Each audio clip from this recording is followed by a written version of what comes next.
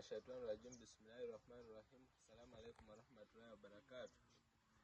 Our dear brothers and sisters, we are here today as Barak Charity Foundation trying to appeal for the repair of this water well, inshallah.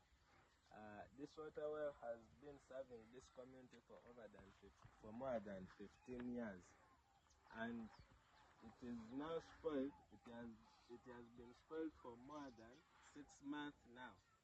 We appeal for your support. Whoever can help us to raise a total cost of 500 euros so that we can repair it, inshallah, as it is the only water well which has been serving this community, and the people are moving long distance looking for clean drinking water. As you can see, the closest home is 100 meters away from this water well.